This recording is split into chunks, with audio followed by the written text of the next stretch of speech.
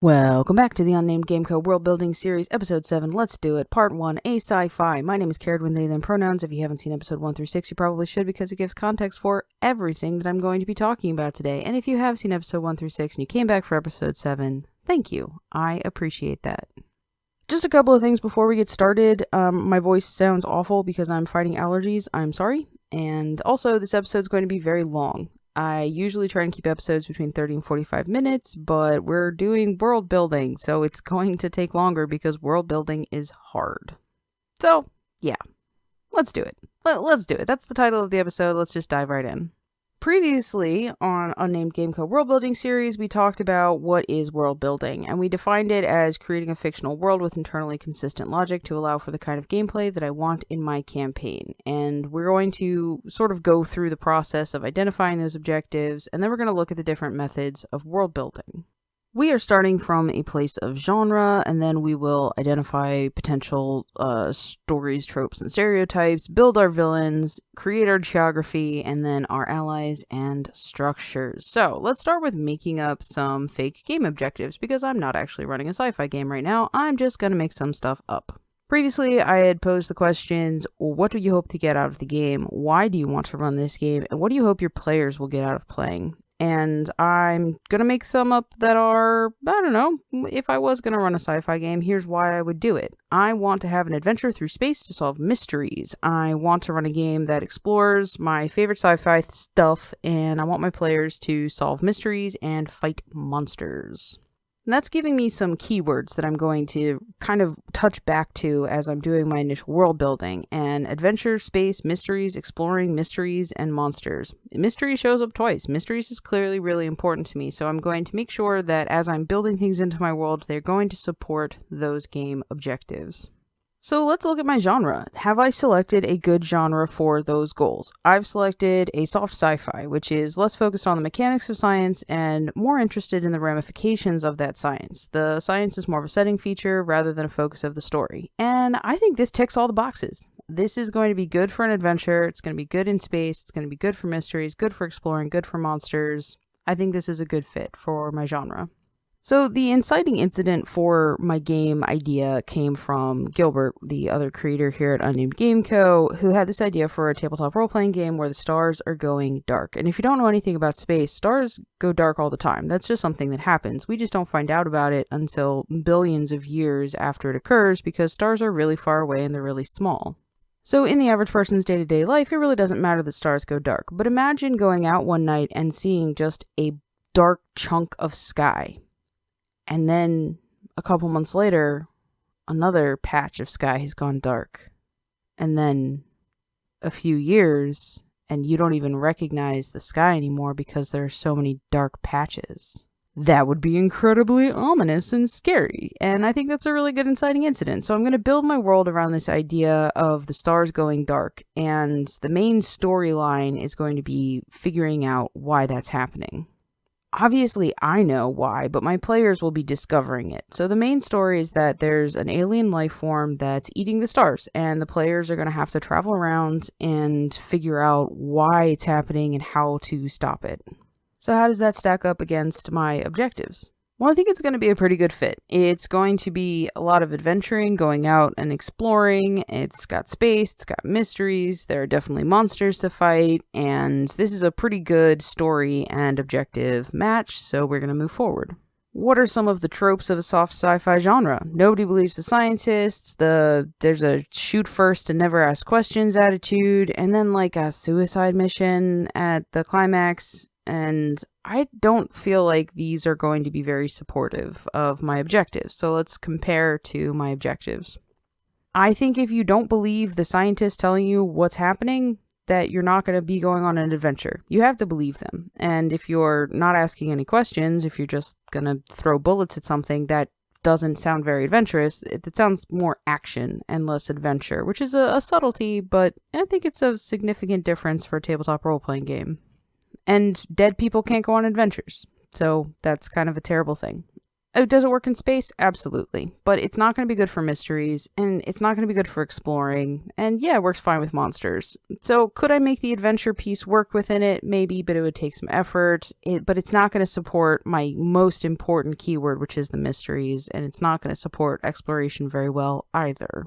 So how am I going to deal with it? Well, I think it'd be cool if maybe science was the religion of this future sci-fi setting. I think that's a pretty cool idea. Having like different denominations of scientific study sounds kind of fun, and it means that people will believe the scientists, and I like that. Also, if we balance the military response with some other factions who have equal power, that will help to avoid that trope of just shooting first, and we can have maybe the military force who is going to be focused on destroying the enemy and to solve the problem, and then you have the scientists. And the scientists are going to be more interested in trying to understand why the problem is happening so that they can then figure out how to solve it. And then for a third, to balance this out, I'm going to add a cultural aspect where there are people who want to interact with whatever's happening and they want to understand it by speaking and learning and communicating. And if these factions all have equal power, then we're going to have opportunities to explore this problem from different perspectives. And we're just not going to have a climax that involves somebody having to make the ultimate sacrifice. We're just not going to do that. Problem solved. And checking these against my objectives, I think these solutions are going to be more supportive of my adventure, sort of lighthearted exploration. I think it's going to be better for mysteries, and it still works with space. It still works with monsters. So these solutions are going to be good for addressing these common tropes. And then there are stereotypes. I think the most common stereotypes in the soft sci-fi genre are the evil species, like the kind of jarhead military types, the alarmist scientists, and the idealists. So let's compare those against our objectives. The evil species who is evil because they're evil and do evil things, that doesn't really support the mysteries piece, because if they're just doing evil for evil and they don't have a motivation or a goal, then there's nothing to solve, there's no mysteries to uncover, so that's not going to work well.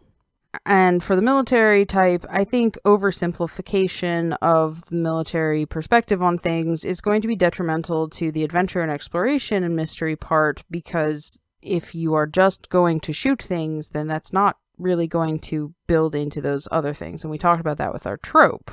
Also, it's not really an accurate representation of military people, because there's lots of different ways to address problems, and military people are at their core strategists. And I want to sort of elevate that. Also, the alarmist scientist. You know, like the guy with the clipboard and his hair is messy and everyone's really mean to him because he's a nerd. That's not... Scientists are cool now. Like, it is the year 2022. I think we need to retire that stereotype. And then there's always those idealists. The people who are like, let's just hug the aliens until we're friendly. And it's not realistic, and I think it's kind of offensive, and I can definitely see my cultural part of the triad falling into that idealist. So let's look at these stereotypes against my objectives. None of these are going to support adventure. None of these are going to be good for going on an adventure. They all work with space, but they're not really helpful for solving mysteries. Most of these would stand in the way of solving mysteries, and they're not going to be good for exploring. They work fine with monsters. So we're seeing this trend of the things that are going to be problematic are things that get in the way of the adventure, mystery, and exploration. So how are we going to address these stereotypes? Well, I will develop them and add nuance, because as we discussed with our stereotypes episode, if you add more detail, more context, more interesting things to the potential stereotypes, then you prevent them from becoming the stereotypes. So I want to develop the motivations for my alien species. I want to build culture for them and ensure that there are avenues to a peaceful resolution. That way they can maybe be reasoned with or something else. And as for the military types, I'm going to have multiple perspectives and make sure that violence is tempered with reason and that there's an actual conversation happening rather than just orders being issued. And for my scientists, I'm going to temper their reactions. I'm going to have the NPCs that are sort of representative of the scientific community acting in rational, reasonable ways, and give them a range of responses. So maybe there are some who are, more alarmist, and some who are more tempered, and some who are playing political games. We'll give them a variety of reactions to the stars going dark. And to avoid the idealist tropes, I will ground their goals in reality and support those goals with actionable plans, because one of the things about the idealist is that, oh, that's impossible, that's unreasonable. So let's instead focus on finding reasonable ways to interact with these problems and challenges. So do these solutions address my game objectives? Absolutely. They are good for adventuring, great for space, good for mysteries, good for exploration, and they still involve monsters. So now let's get into the villains. And before I can really get into my villains, I have to think about what I expect my protagonists to be like, because if I'm going to build rivals and antagonists, they need to be in opposition to who my players are. And also this is going to help me recruit the right kind of players, because I can say I'm looking for people to play a game where the players are this category, this type of person. And if that's appealing to a player, then they can say, yeah, I'm into that. And that will work well with my villains that I've built. So thinking about my players, to address my objectives, I want them to be explorers and scientists, strategists, detectives, diplomats. I want them to have all of these different qualities, which means any sort of rivals should also have those qualities. And if I'm thinking about my antagonists, I want them to be sort of combinations of different aspects, because that's going to help them serve as foils to the protagonist and draw out different aspects of the player characters. So I'm just going to randomly assign these and say Antagonist 1 is going to be an explorer scientist, Antagonist 2 will be a detective strategist, and Antagonist 3 will be a diplomat, because that's the one that's left over. And you can see what I'm doing here is I'm creating artificial constraints, and that is a way to inspire creativity. So if I'm working within these constraints of, well, my antagonists are going to be combinations of the things that I want to see exemplified by my player characters, I've built myself a scaffold that I can then create characters around, and I don't have to try and create in a vacuum. And that's how you're using those internal consistencies and your logical conclusions to create a cohesive world. It's going to make sense that the first antagonist is an explorer scientist, because I'm building a game around player characters who are explorers and scientists, and they are going to be doing exploration and solving mysteries and using science in space. So it all makes sense and it all works together. And by creating these artificial constraints, I'm doing a lot of the lifting for where I'm coming up with my ideas by coming up with ideas based on what's in my world, and that helps with that internal consistency. So let's start with our heroes and their rivals. So I want my player characters to be explorers, scientists, strategists, detectives, and diplomats, and I'm thinking about that thought that I had earlier where I think I'll make the science kind of a religion, where major cultural icons are science and scientific figures. So how about we have a branch of science that's focused on identifying people who have these qualities which are maybe revered by the society? So all of the player characters, maybe they have their DNA run through a database, and it's like, oh, you have the genetic markers of a great explorer or a scientist or a strategist or a detective or a diplomat. And yeah, that sounds kind of fun, right? So our rivals are people who have the same goals and are sort of in competition would also have been selected from this database. And I'm thinking about interesting party compositions where maybe you have a group of players who are all scientists and their rivals are all detectives. Or maybe you have a blended group that has one from each of the different categories and the rivals are sort of a mirrored pair. And maybe there are people who have fudged their DNA or their sample was contaminated and they're not actually a very good explorer, but they get lumped in with the explorers and stuff like that. So we're building in stories to our world, and they're going to create interesting opportunities for the players to have competition with the non-player characters. And I think that's a lot of fun. But we have run into a trope. So this is kind of the trope of the chosen one, or chosen ones in this case, where the player characters are chosen by some authority figure and they're going to have to solve all of the world's problems because they have been selected. And I need to check that trope against my objectives and see if this trope is going to be supportive or detrimental to my goals. And honestly, I think this trope is okay, because this trope is not going to interfere with my adventures. It works fine in space, and I think it adds more mysteries, because how the heck does that even work? And it's going to be supportive for my exploration because I've built in different pieces of that chosen one to support the exploration, and they're going to be chosen to go fight monsters. So I think that all kind of works well together, and I don't think I need to do too much to modify the trope. I am going to modify it slightly by having there be more than just one group of chosen ones. There's going to be a whole collection, different teams of like these chosen groups who are going to be competing to try and uncover the mysteries. So we are modifying it slightly, but I don't think that it's going to be a problem. Also, as stated previously, I want this to be kind of more lighthearted and more fun, which means that having this sort of trope like, oh, we're the chosen ones, and that gives the players the opportunity to be like either disgruntled about it or maybe they buy into it wholeheartedly. It's also going to make building the party a lot easier because they have a reason to all talk to each other and they could have backstories that intersect or not, and I like that kind of flexibility, and we get to shorthand a lot of that like session 1 awkwardness of building the party. So now let's look at our antagonist. Based on my arbitrary constraints, I've come up with the idea of the explorer scientist, detective strategist, and diplomat, and we'll talk about the antagonist 1 explorer scientist first. I'm sort of riffing off of the idea of like a mad scientist, which can also be a trope or a stereotype, so I'll be mindful of that, but I think they want to capture the dark beings and experiment on them to better understand them. That's going to put them not in direct opposition, but potential direct opposition with the player characters, depending on how the player characters are going to go about this.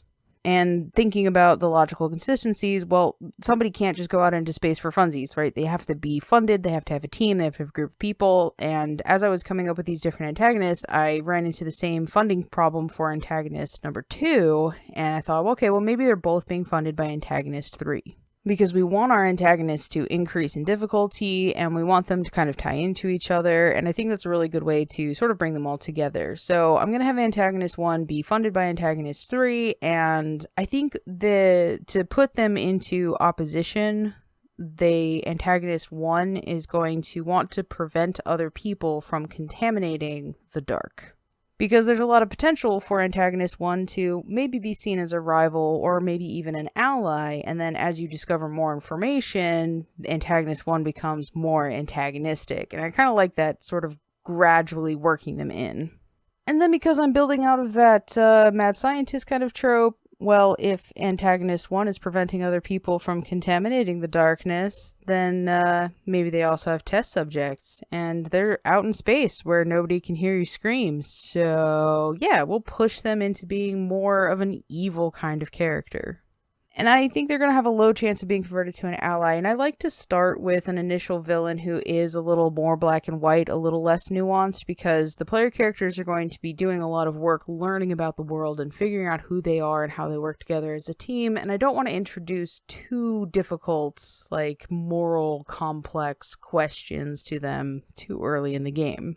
But that leads us to antagonist 2, who is going to have more nuance to them, and I'm kind of building them around this idea of like a mercenary detective, a gun for hire kind of thing, where they will be more morally ambiguous. They're not necessarily doing evil stuff, they're just doing what they're paid to do, and they're currently being employed by another antagonist. And that means that they have a high chance of being converted to an ally, which is making them more of a viable candidate for a mid-level sort of boss or lieutenant. Because by the time you get about halfway through a campaign, now your player characters have a pretty good idea of what's going on and they have opinions about it, and this means they're in a good position to try and sway somebody to their side or to be converted to somebody else's side when new information is presented because they have more context for what they're doing. So I think Antagonist 2 is going to be a really strong opportunity for the player characters to really have an impact. And there's lots of different ways that they could convert our detective strategist into an ally. They could bribe them, they could pay them, they could hire them, or they could just use their logic and reasoning because a strategist is going to be open to that kind of a thing. And if the player characters can convince our antagonist too that what they're doing is bad and detrimental to the well-being of the universe, well, hey, maybe they'll change their mind. And depending on how the players end their sort of conflict with Antagonist 2, they're going to get information about Antagonist 3 because Antagonist 1 is going to sort of be the first introduction to the idea of this overarching antagonist, and then Antagonist 2 will be able to provide more information, more context, because they have been like directly hired and working for our Antagonist 3 rather than just being funded by them like our Antagonist 1 was. And Antagonist 3 are sort of like big boss antagonist. I think it'd be cool if they were touched by the darkness. I'm thinking that maybe this darkness is going to have the ability to infect people, which is how they make the monsters. And that makes a really interesting sort of dilemma for the player characters. Because this person who's a diplomat, maybe they've risen to power as an opposition party and they're like, we shouldn't fight the darkness, we should just mind our own business. And, there's going to be people who are going to follow them and they'll have, protections because they're a politician, stuff like that. So if the player characters were to uncover in this final arc that, hey, this person has actually been infected by the darkness and we need to figure out what's going on with that, well, now they have the opportunity to defeat the Antagonist 3, or they could try and cure them, or they could, depending on how they worked with their Antagonist 2, they could utilize that tool to maybe remove their political power. We have a lot more options for how to resolve the conflict with Antagonist 3, which is what you want as you get to the end, because now your player characters are very powerful, they're very knowledgeable, and you want to give them lots of different ways and lots of flexibility, especially because if you're not pre-writing your whole plot like you would in a module, you need to have lots of opportunities because you never know where your player characters are going to take the story. So let's run these antagonists against my game objectives. Are they going to be supportive for adventure, space, mysteries, exploration, and monsters? Absolutely. I think this is a really good sort of meshing of the ideas of the different things that I want to bring out in my game, and each antagonist is going to exemplify a different piece of my objective, but they all are going to meet the baseline for my objectives. And just running a quick check against my potential stereotypes, I don't have any evil species. None of these are like jarhead military types. I don't have alarmer scientists. I don't have idealists. I am avoiding my stereotypes. We're doing a great job. Way to go, team. Oh man, I feel like this is a freaking marathon. Okay, so let's look at the real villains now, because the antagonists are part of telling the story, but there have to be the real villains, right? The aliens? Well, I'm thinking that I might upgrade Antagonist 3 to being an actual villain.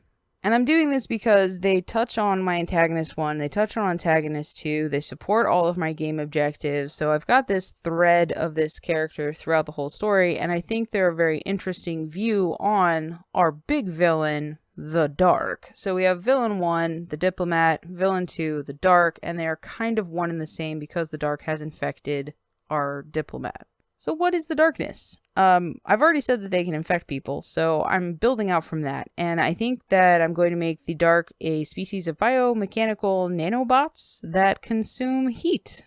And from there, I'm just doing some question asking to try and flesh them out. And obviously, if I was actually running this campaign, this would be a whole episode in and of itself. But I'm going to just bullet point it so that we can move on to the rest of the fun stuff. So, why are they consuming the heat? Well, maybe there's another alien species out there. And this alien species needed to collect energy so that they could do their technology. And maybe they're not even from our own universe. Maybe they're from a parallel universe or something like that. And these nanobots got lost. I think that's really funny. It plays on some of the sci-fi tropes like Lost in Space and E.T. Go Home, and I like that because those are sort of lighthearted and they're going to help lift the Dark out of being a generic, dark, gritty, evil monster and give them more nuance and make them a little more fun, because I do want the emphasis to be on the adventure rather than the action and the killing. I want this to be a sort of fun space adventure. So I like using those tropes, I like leaning into them, and it's going to give me the opportunity to give more mysteries, because now we're adding another layer with having this other alien species that actually created the Dark, and these poor little nanobots have just become lost. Poor things. And why are they doing what they're doing? They need motivations for what they're doing. So maybe the nanobots can create wormholes, and they are using the energy that they consume from these stars and solar systems to create wormholes to zap through to other places, because it's statistically inevitable that at some point they will get to where they're trying to go if they just keep doing it long enough, because, little AI nanobots are effectively immortal. And that's kind of funny. Like, they're just out there trial and erroring, and they're just going to eat all the stars until they figure out how to get home. And I think that's a pretty cool, sort of climax, because it gives the opportunity for the story to go into a second story arc of trying to figure out how to get to this other universe and how to bring these nanobots to where they belong. And then I could flesh out the alien species more and stuff like that. So there's opportunities if I wanted to extend this world into a second campaign. So, do these villains support my objectives? Yes, yes, Yes, yes, yes. I've got green across the board. All of these villains are going to help motivate my players to go on adventures in space to solve mysteries by exploring and fighting monsters. And I think this is a pretty solid fit. I'm going to check it against my stereotypes. Do I have a generic evil species? No, they're just lost. They want to go home. Do I have the jarhead military types? No, I've got a diplomat. Do I have an alarmist scientist? No, it's a diplomat. And do I have a pie-in-the-sky idealist? Absolutely not. Well, maybe the dark is kind of an idealist. We'll get there eventually. Anyway, not important. Moving on. We are already nearing the half-hour mark, and we are just about to start on our geography. And geography in space is really, really hard because there's planets. Like, you don't have to just come up with the geography for one place. You have to come up with the geography for lots of places. So I'm going to identify on what planets the players are going to spend the most time on and what kind of interesting terrain features are there and what past conflicts have shaped those planets, because that's going to help inform my structures as I move into my ally building phase.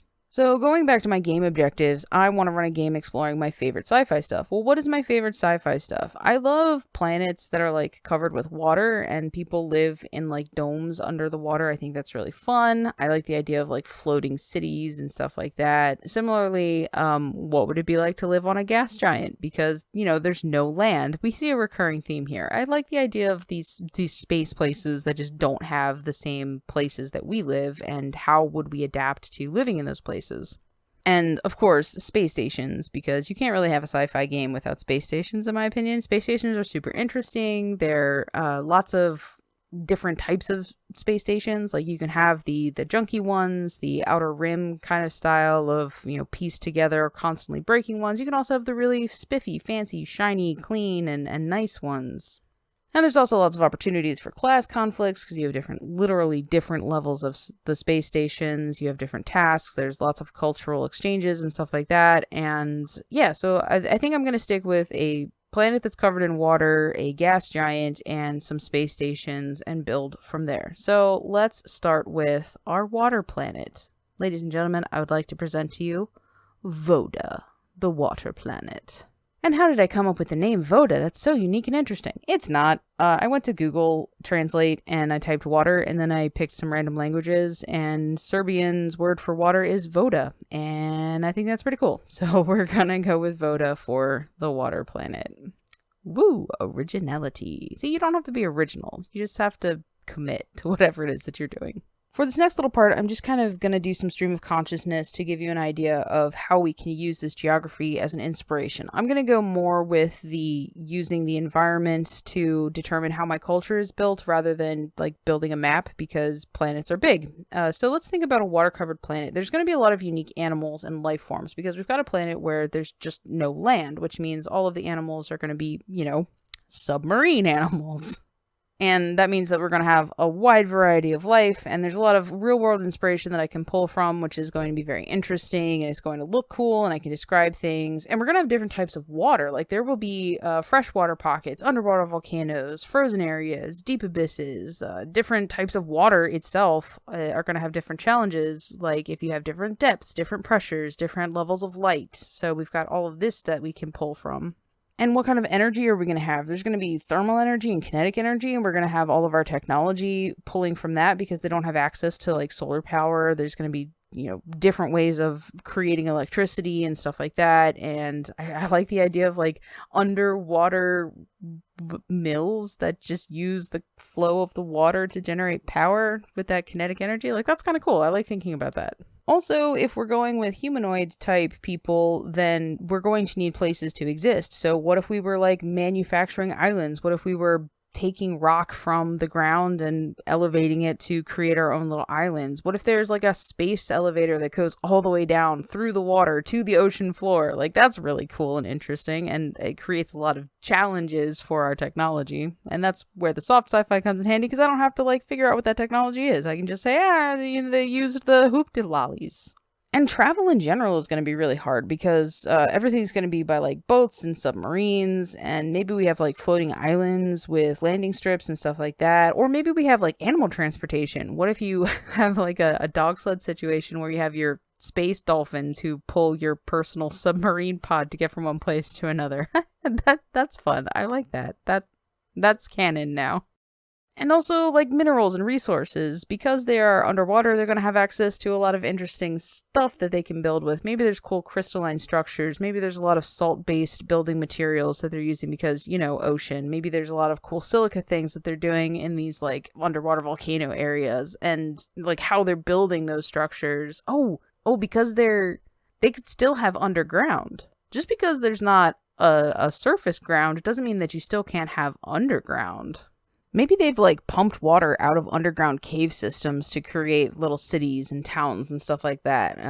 Maybe there's places where the water is shallow enough that their buildings can actually come up over the water. And that would be cool. So you'd have, like, these different, levels of ground where you've got some of the buildings are above the water, some of them are under the water, and some of them are under the ground. Oh, I like that. That's cool. That's also canon now.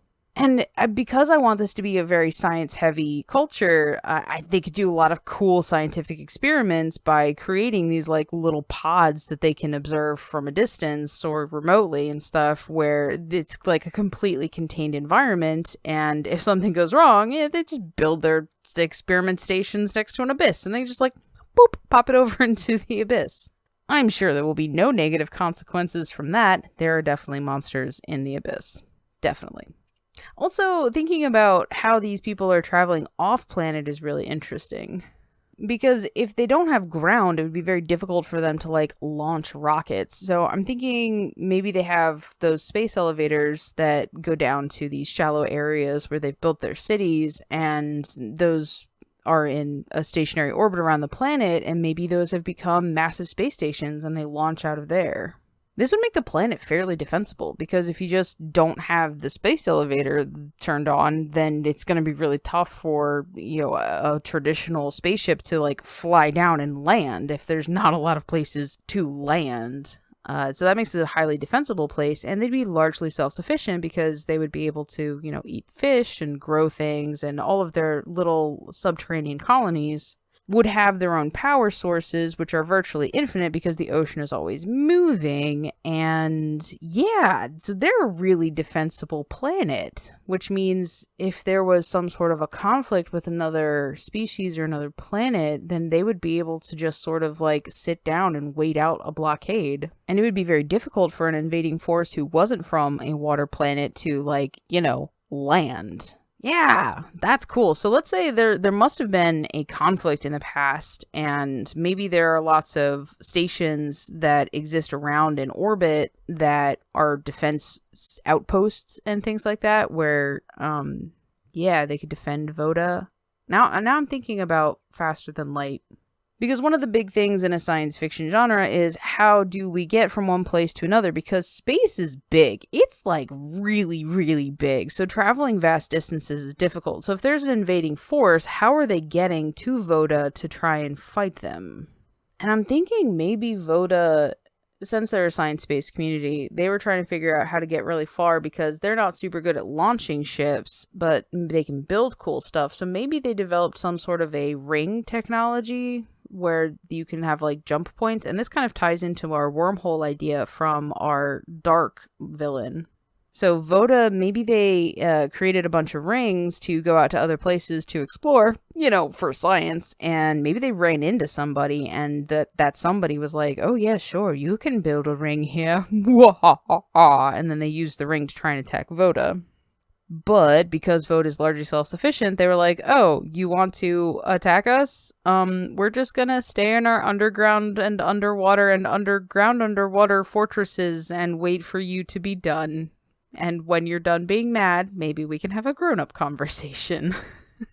And I think I'm building my gas giant now, because if Voda created this ring that jumped to another place, they found another sentient life form, maybe descendants of the same original species that have evolved into, living on this other place. Maybe this is my gas giant, and the people on the gas giant would want to have access to water because, it's kind of hard to have water on a gas giant unless your gas giant is made out of water. I don't really know science, but we're doing soft sci-fi, so it doesn't matter. So yeah, maybe we've got this gas giant, and I need to name it.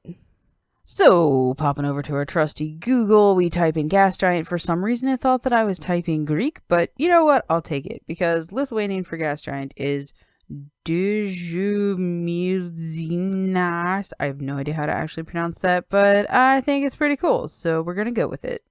Alrighty, so now we have Zinas Dumil, the gas giant. And I think that's a pretty cool name. Alright, so we're going to run with Zinas Dumil. So, as I'm building Zinas Dumil, I'm thinking about it the same way that I would build a rival to my protagonist. If my planet Voda is sort of my main character, then Zinas Dumil would be the rival antagonist kind of character. So I'm going to put all of the same kinds of features, but do them in a different way to exemplify the different features of Voda that I want to bring out. So Zinas Dumil is still going to have lots of unique animals because it's a gas giant. So we get like cool like floaty jellyfish things and giant whale mabobs. And there's going to be different types of gases instead of different types of water. So you'll have like different pressures, different chemicals. Some of them will be toxic. Some of them will be like breathable air pockets. And we'll have lots of massive storms because that's cool. Like, why not do that? And maybe there will be like frozen areas. Again, I don't really know how science works, but we can like sci-fi and just hand wave all the stuff that doesn't make sense. And maybe there are like these deadly roaming clouds, like storms that you have to evade and avoid. And like you're still got all the thermal energy because gas giants tend to be hot. And there's lots of kinetic energy because the air is always moving. And I guess because the air is always moving, it's kind of like on Voda where you would have like maybe ships that tether themselves together to create little communities. That would be like everything on Zinas Dumil where they all have like little islands which are made out of these ships that kind of tether themselves together to try and like ride the thermals to avoid danger. And I guess the ships would have to be able to launch from like these tethered cities into the space because they wouldn't have land and they wouldn't be able to create land in the same way that Voda would. So all of their ships would have like really cool technology. So maybe they figured out some really cool fuel source, like one of the gases on their planet allows them to create a lot of thrust. And they probably have like a different relationship to gravity because I imagine the gravity on a giant gas planet would be a lot different than a giant water planet. So maybe they're used to overcoming a higher level of gravity, which would give them like a physical advantage when they go to Voda. So we've got like some different species stuff that's happening here. And I think travel is going to be really different for the people from Zinas Dumil because they don't have water.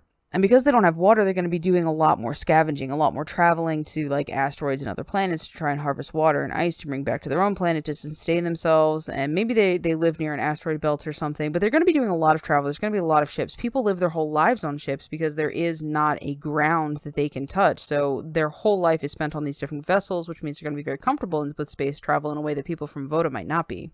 And animal transportation gets really interesting because, like I said, they could have whale thingies. Like, what if there are these giant whales where you could just, like, build a city on the back of this whale? Because then the whale would be able to navigate around the storms and stuff because they would have an intuition because they evolved on this planet. So these giant whales would be, like, flying around and the cities on the back wouldn't have any way to control them. So they're just going wherever the whales are. But there's an advantage there because the whales aren't going to go into the toxic storm. Yeah, I like that. That's canon now. But I think the biggest thing that Zinas Dumil is going to have is lots of minerals and resources because they have all these gases which they can then harvest and condense and form into metals and solids and stuff like that. And I think that's a really cool feature because that's something that they have in common and different with Voda because Voda has all of the chemicals and minerals out in the water, but it's a lot harder to harvest those materials from the water because you can't just travel around them. But in the gas giant, because the people of Zinas Dumil have been there for a really long time, they figured out a lot of different ways that they can travel in between these depths and collect all these minerals and resources. And I think because they are so focused on going out and traveling that they will have spent a lot of time and energy in figuring out how to best move from one place to another. And I think that's really cool because then they're not going to have a lot of space stations. They're going to focus on having their home base at Zinas Dumil, going out, getting stuff, and bringing it back, which gives them some similarities and some very important differences to Voda. And when Voda shows up with their little ring technology and is like, hey, do you mind if we build a ring here so that we can jump back and forth? Zinas Dumil is like, yes,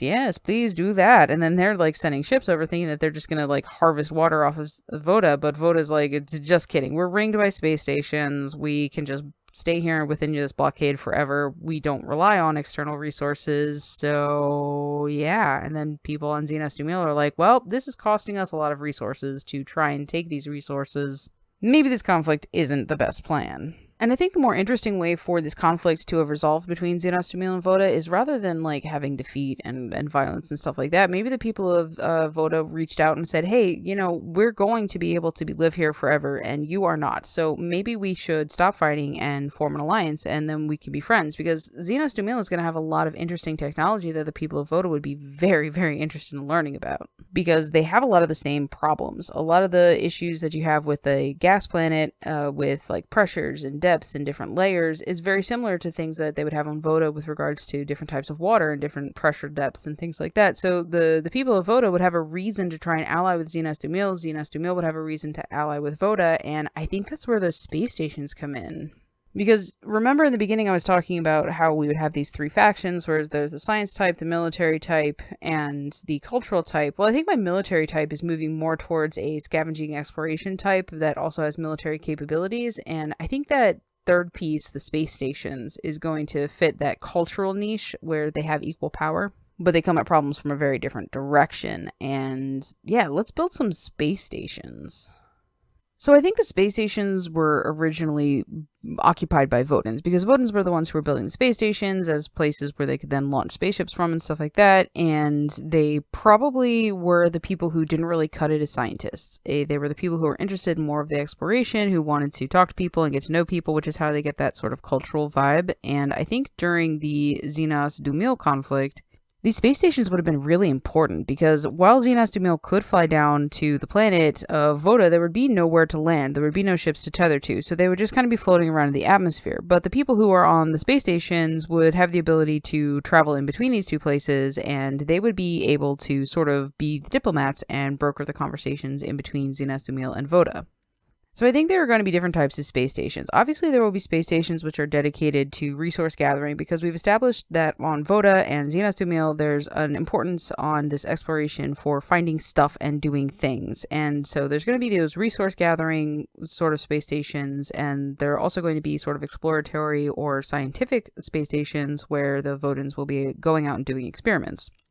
We've also established that there are these sort of ring things, and when you jump somewhere, you have to then build the ring so that you can jump back. So I think we'd have these little like isolated space station clusters where you have places where they've sort of started branching out and colonizing different places. And while there are certainly going to be lots of planets which both of these cultures can inhabit, there are going to be lots of planets where they can't. And I think they will possibly be looking into some of those colonization things for planets that are made out of rock. Because rock is one of the things that Xenos Dumil and Voda don't really have ready, steady access to, so they're going to be really excited about the prospect of taking their technologies and moving them to maybe these lower gravity planets where they are stronger and it's easier for them to do stuff, and sort of colonizing maybe some moons and things like that. And these space stations are going to serve as really important trading hubs. So I think we've got our exploration and resource gathering, we've got our colony support, we've got our experimentation kind of stations, and those are sort of our three classifications for the space stations. And then, of course, there's going to be nuance and variation. There are going to be planets that don't have as many space stations and planets which have way more space stations, but we're sort of in a burgeoning society where we are just starting to colonize space. And I think that because the Vodans aren't super driven by resource needs, maybe they haven't been very expansionistic in the past. They've been more interested in the research, but they're very happy on the planet that they have. So they haven't necessarily been trying to do colonization. But since Xenos Dumil needs those resources, they're super interested in the idea of blending these technologies so that they can build colony stations that they can then get resources from. So we're building in a lot of interesting conflicts, and these space stations are going to be kind of in the middle of all of it. And the space stations will be places of commerce and trade and places for cultural exchanges, and they will start to develop their own culture over time. And people who are born on space stations and grow up on stations would be basically alien to places like Voda and Xenos Dumil. But they would still serve a vital function for both of those planets. So when you have someone who grows up on a space station and they go to Voda, it's going to be a very different experience for them in some ways, because, water is just freaking everywhere. And on a space station, water would be kind of like gold. And maybe they would feel more at home at a place like Xenos Dumil, where they live their whole life inside these little bubbles, kind of like space stations on their planet. So these different cultural exchanges are going to have different consequences and responses for the different people who travel out from these space stations. And I'm not going to go into too much detail in building these space stations, but I've got these general categories of space stations for our player characters to travel in between. And since I want to focus on the exploration, I'm not going to go super in deep on the colonization aspect of this world build, because while I think it's super interesting, that's not going to match with my goals for this particular game. But I think it's really cool to have these space stations which are being constructed at either end of this ring gate situation, because then these space stations are going to be sort of isolated, and if anything bad were to happen to the ring, then how would anybody find out? Because communication across these different areas of space are very complicated, and I haven't really put a lot of time and energy into figuring out how the rings work, because if I leave it kind of open-ended, then the player characters can sort of fill it in with whatever they want.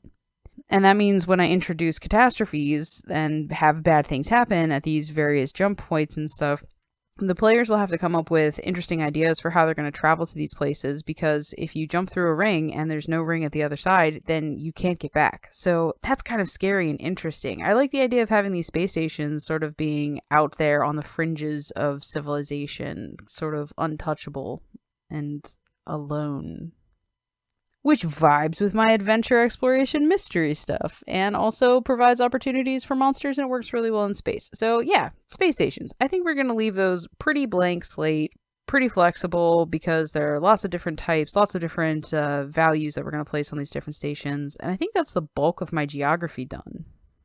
Obviously, as my players are going out to these different colony stations and trying to get to other galaxies to figure out what's going on, they're going to have different planets that they go to, and I will sort of sketch those out as we go along, but I wouldn't spend a lot of time building each of them, because I want the players to be moving from one planet to another and encountering different things, doing a lot of adventuring, doing a lot of exploring, which means I'm not going to dive in really deeply on each of these individual planets. I'll probably go with more of a Star Wars model, where I will be like, this is a jungle planet, where it has lots of jungles, and it does jungle things, and the focus is not necessarily going to be on those individual planets. It's going to be more focused on what creatures the Dark have inhabited, and what they're doing there, because these are going to be solar systems which are under attack, and the player characters aren't going to spend a lot of time there. They're going to jump through a ring, and then while the return ring is being constructed, they will be going out to these different planets and exploring and trying to figure out what's happening with all of these dark planets.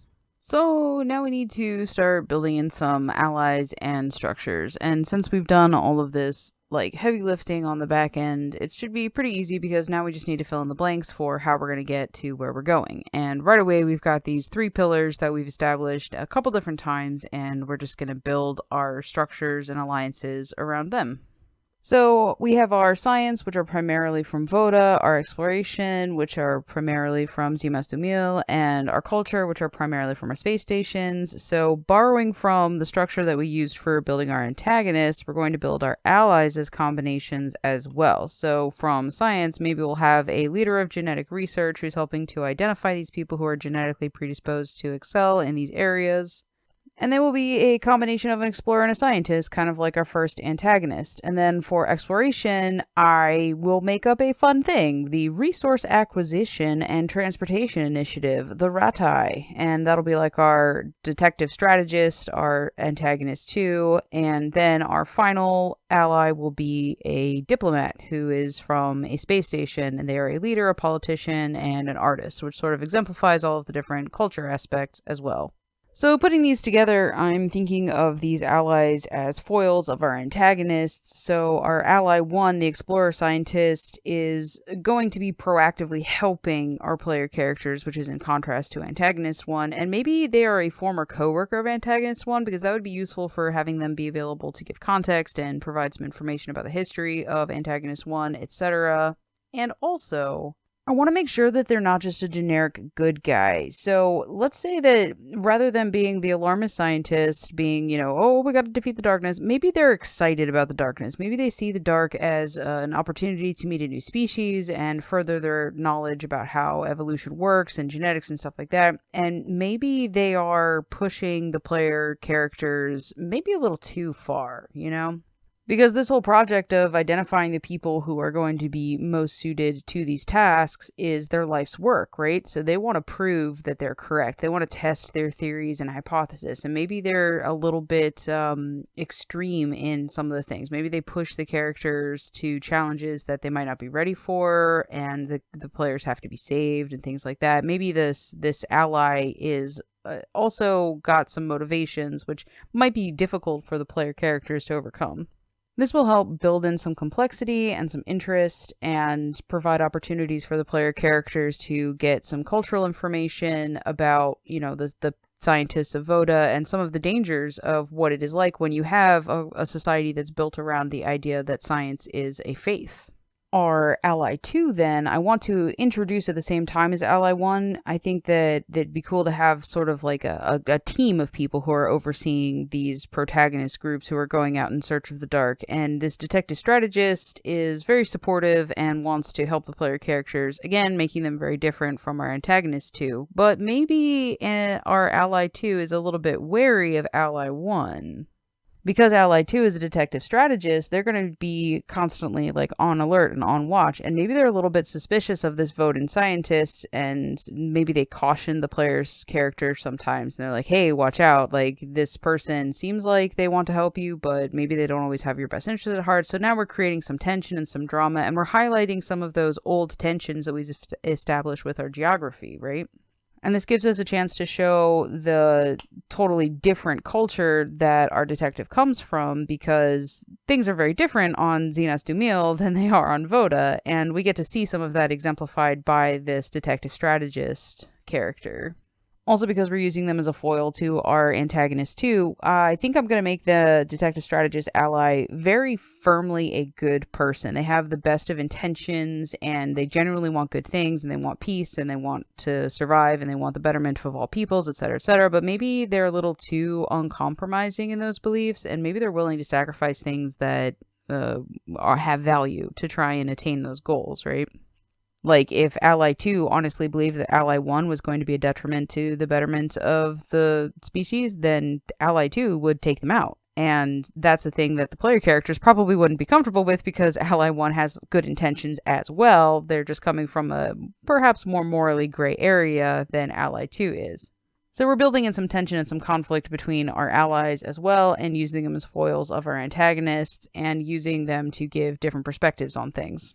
And then for our third ally, the diplomat, I think we want to keep them a little lighter, a little more flexible, because we have some heavy themes going on with Ally 1 and Ally 2. So maybe Ally 3 is sort of our communications officer. They're a point of contact for the player characters that touch in a lot. I want them to be super likable. Maybe they're a little bit naive. Maybe they look a lot like that stereotype that we have of the idealist. And maybe they show that there's complexity within that. So we're going to lean into that stereotype to show that it is not necessarily accurate, that you can be an optimistic person who believes in the power of communication and cooperation, but also be tempered by realistic expectations and goals, and sort of stand as an example of how you can accomplish a positive outlook even though you are faced with literally the stars going dark. But I think this would also be a really good character to have be put in peril at some point, especially because they're standing in contrast to our villain and diplomat. And if you have this person who's generally likable, doesn't really go against the grain with anybody, and is a point of contact, so they're touching a lot of the player character actions, and they're saying, good job, they're giving a lot of pats on the backs and stuff like that. Maybe they're like hype man, and they're like talking about the exploits of this group and how great they're doing, and so the player characters are going to have this really positive relationship with them. And yet, when things get hairy as we get into this final act, maybe this person becomes kidnapped, or maybe they become infected by the darkness as well. Maybe they are co-opted into our villain's machinations somehow. This would be a really good tool, because now the player characters are going to have formed an attachment to this nice, kind, polite person, and they're going to feel compelled to try and save them. And that could change the flavor and increase tension, right? And we like that. We like change and twists at the end. And checking these different antagonists against my objectives, they are going to be supportive of adventure. They are definitely going to work in a space environment, and they're going to be motivating the characters to try and solve mysteries and be generally supportive. And that's also going to help motivate our characters to explore, because if you go out and you do a good job, you come home and you make, your triad of NPCs proud of you. And then obviously these people are going to be interested in the dark. We have this theme of the monster that is going through all of these different NPCs, both antagonists and allies. And when we look at these allies against our potential stereotypes, we aren't dealing with any arbitrarily evil species. We're tempering the jarhead military type by making them more of the detective strategist type and showing off some of the challenges of the militant, we believe this, and showing that, hey, sometimes you do need to be flexible in order to be safe. And we don't have any alarmist scientists. We've got a little play on maybe a absent-minded professor with our ally one, but I don't think that's going to be a problem. And we are touching on our stereotype of the idealist, but showing the sort of more realistic representation of somebody who is just generally optimistic and believes in positive outcomes through communications. And now we need to think about some of the support structures that these allies are coming from. So we definitely have a Voden genetic research division where we have the scientists who is our ally 1 coming from, and then our ally 2 is coming from the Resource Acquisition and Transportation Initiative, because Rat-Eye is just fun to say. And then I'm thinking that it'd be cool if we had a sort of intergalactic communication incorporated, because that's also fun to say. And I'm thinking about how these different structures and organizations are going to fit into the setting of my world. If I was going to take more time to flesh this out and spend 5 hours making a video, I would go into building all of the different denominations of scientific research and how their structures are built and what it all means in the different hierarchies between them. But I'm not going to do that, so I'm just going to shorthand and say that, we're going to have this genetic research division who are specializing in DNA and are interested in evolution and things like that, because the evolution piece is what's going to draw us back into the exploration and adventuring phase, because by observing more mutations in other planets and circumstances, you can get a better idea of how the DNA evolves over time, and that's pretty cool. And then for our Rat-Eye, we're going to have the people from the gas giant who are so focused on going out and acquiring things and bringing them back that they have a whole division for it, and maybe they're teaming up with the Genetic Research Division and the Intergalactic Communication Inc. folks to organize these task forces of people to go out and investigate the dark, because our Rat-Eye people are going to have a lot of information and technology which are going to be able to support this initiative, and obviously they're going to want to have some input into how this is all going to be running, right?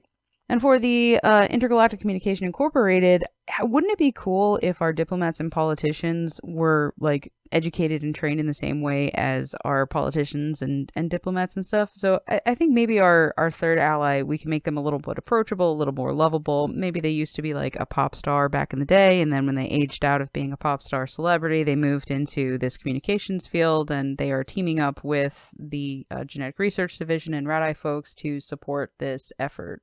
And having this team of allies is going to give each of our characters their different support networks, and everyone's going to have their different specializations, and they'll have allies that they can reach out to get information and context and information. So in addition to, giving the quests, so to speak, these NPCs will also be able to give context and world information. And over time, these NPCs are going to be developed very directly by the player characters. So you'll notice I'm spending less time and energy thinking about the backstories and the personalities of these people, and I'm focusing more on bullet points that the player characters can then fill in through interactions, because we are going to see these NPC allies being more interactive with our player characters, which means I want to leave lots of opportunities for these NPCs to grow and change based on how the characters progress through the story. In addition, thinking about funding, because somehow all of this has to get paid for, I think it's cool if each one of these organizations has a monetary stake where there's something that they want to get out of this exploration into the darkness as well. So obviously the Genetic Research Division, they want to get samples. They want to get as many different examples of life forms on other planets as they can so they can study and research them. And our Rad-Eye folks are going to be looking for potential planets for colonization or for resource gathering, things like that. And for the Intergalactic Communication Incorporated, I think they're looking for stories. For them, this is an opportunity to gather new and exciting stories and maybe go with sort of like a Hunger Games vibe where you have this dramatization of these real-world catastrophes and traumas. So each one of these motivations is going to help give the player characters something that they can latch onto, something that they can do on the regular. And it's good to have like immediate goals so that you as a game master can come up with, well, okay, you've gone to this planet, you fought this monster, you found this information about the darkness, and you also found this shiny stuff. And this shiny stuff will give the player characters that sort of immediate gratification. Because you can't always be like, and here's a huge revelation about the major plot. Like, there are going to be some game sessions where you have small revelations or you're working towards a large revelation. And to give those revelations weight, you need to have intermediate objectives, which can be obtained on a shorter time frame and with more immediacy with regards to the reward. And also as a game master, I'm thinking of fun things that I could do with like the Intergalactic Communication Inc., where like at the end of every episode kind of thing, you get the recap summary. And so we might start every game session with a, dramatic accounting of here's what your communications representative has told, and here's how many likes you got, and that kind of stuff. I think that's going to help to lift the tone of the game. Because I've said a couple times, I want this to be more adventure, more fun, more lighthearted, and having these sort of MacGuffin quests and little tasks and things, and having these funny communications things happening are going to help to elevate the mood and the tone of the game so that it doesn't get so dark, and that's going to help make the darkness darker when we get to it. And again, if I was going to do a full world build for a game that I was going to be running, there would be a lot more effort, energy, and time put into developing these different organizations and how they relate to each other, but I just do not have the time and energy to do that right now for a game that I'm not planning on running. But hopefully this gives you an idea of how this all works together. And you'll notice that I spend the least time talking about allies and structures because those are the things that are going to change the most as your players are interacting with the world. You can do a lot of reactionary world building as long as you're staying within your internal consistency. So those are the pieces that are easiest to sketch out because your players will be more forgiving about inconsistencies in friendly structures than they will in antagonistic structures. So I usually, when I'm building my worlds, leave these sort of allies as bullet points, and I fill them out as we're going through roleplay because that collaborative storytelling will give the players the opportunity to help build the world that they are a part of. You establish the sort of framework of what this world is like with this past conflict, with these organizations, with these philosophies, and then the players get to interact with the world, and whatever they're interested in is what you put your energy into. For example, if I spend 12 hours coming up with all of the names of all of the scientists in the genetic research division, and then my players don't care about that and they're super interested in learning more about the Rad-Eye folks, well, then all of that time that I spent building up the genetic research division is kind of wasted. And it's not wasted because I can still use those things in my game and repurpose them. But it's not going to be as satisfying as putting the time and effort into something that my players are interacting with. So I leave these support structures kind of loose and I build up around them as my players move through the world. And I think that's where we're going to end this episode today. This has kind of been a whirlwind tour in world building because it's kind of hard to encapsulate the entire process into like an hour. But this gives you an idea of the surface level of work that goes into building a world. And as you progress through your world building, you're going to dive deeper into some of these broad strokes and give your world more depth, more diversity, more interest, and constantly just be checking against those objectives, be looking at what you're doing and making sure that it fits what you're trying to achieve. And I've just about talked myself hoarse. So, yeah, thank you for watching. Like, subscribe, comment. I love discourse. I would love to hear what you think about the process and what you want to know more about, what pieces were confusing that you would like elaboration on, because I want to be able to respond to you. The whole point of this exercise is to help people get more comfortable with world building and feel more confident in their world building, and the only way that we can do that is by working together and sharing our ideas and our resources and coming up with new ideas and making new resources like this series. Next time we're going to do another Let's Do It, and we're going to build a world based on a story. I am going to randomly generate a story idea on the internet, and then we will build a world around it and see how that goes. I'm sure it'll be great. Thank you again for watching. This is the official end, and if you would care to stick around, I will finish killing my voice in the Cascadon corner.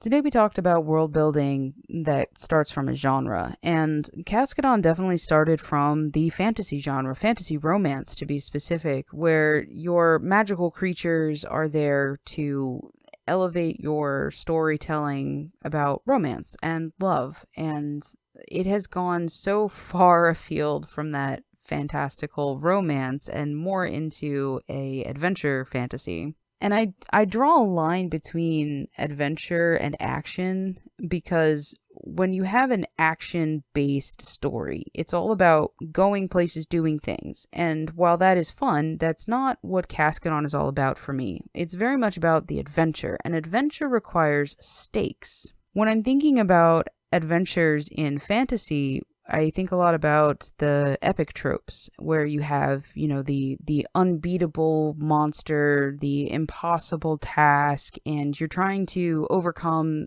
insurmountable challenges. And the only way that you can do that is by arming yourself. And that arming might be in the form of gathering magical items like MacGuffins, or it could be in the form of building friendship. The true magic was the friends we made along the way kind of thing, or it could be a combination of all that.